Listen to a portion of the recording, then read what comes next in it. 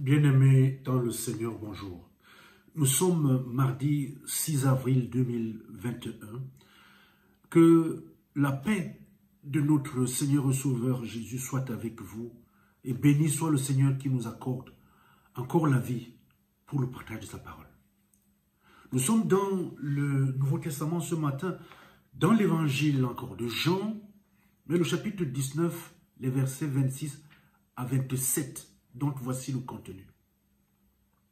Jésus, voyant sa mère et auprès d'elle le disciple qu'il aimait, dit à sa mère, « Femme, voilà ton fils. » Puis il dit au disciple, « Voilà ta mère. » Et dès ce moment, le disciple l'a pris chez lui.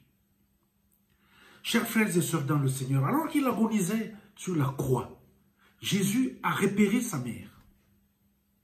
Aussitôt, il a interpellé Jean, le disciple fidèle qu'il aimait, pour lui confier sa mère.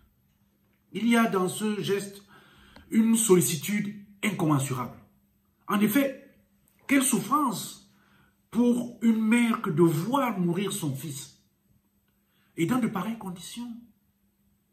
Le désir de Jésus était que Jean amène sa mère loin, déjà pour lui épargner ce terrible spectacle. Aussitôt, Jean l'a pris dans sa maison.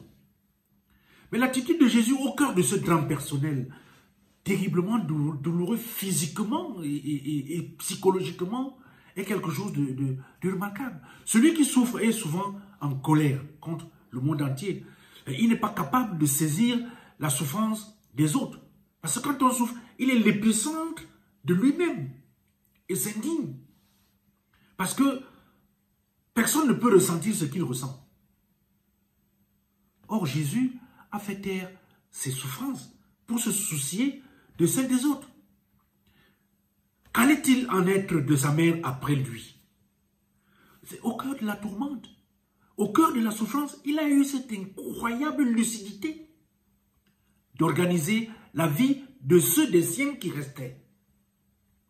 Son testament en direct, en quelque sorte. Bien-aimé dans le Seigneur, qu'en sera-t-il des tiens après toi? As-tu organisé les choses? Qui sera quoi et qui fera quoi? Beaucoup de personnes vivent comme si elles sont éternelles. Combien de fois n'a-t-on pas entendu l'histoire ou alors assisté nous-mêmes des personnes qui étaient malades, gravement souffrantes, agonisantes même, mais qui surveillaient leur compte bancaire et faisaient des projets sur leurs biens alors qu'elles allaient bientôt mourir. D'autres personnes encore accrochées à des postes de responsabilité se soucient de leur continuité et ne préparent pas les lendemains de leur absence. Des personnes comme celles-là font preuve d'un égoïsme incroyable. Elles ne se soucient pas de ceux de leurs qui resteront se déchirer, s'entretuer. Ceci montre que nous sommes souvent et naturellement égoïstes, à plus forte raison que nous souffrons. Et qu'il nous est toujours très difficile, il est très difficile au cœur de la tourmente d'avoir de la considération et de l'attention pour les autres. C'est là que Jésus offre en exemple le souci de l'autre, lequel a été plus grand que ses propres douleurs. Organiser la vie de sa mère en prévision de sa disparition. C'est pourquoi nous devons nous laisser surprendre jusqu'à l'extase et de l'attitude admirable et aimante de Jésus et la copier. Le thème de notre partage ce matin est le suivant. Un jour, tu ne seras plus là. As-tu organisé les choses pour les tiens? Les autres qui resteront? Amen. Éternel notre Dieu, nous te disons merci pour ta parole de vie ce matin.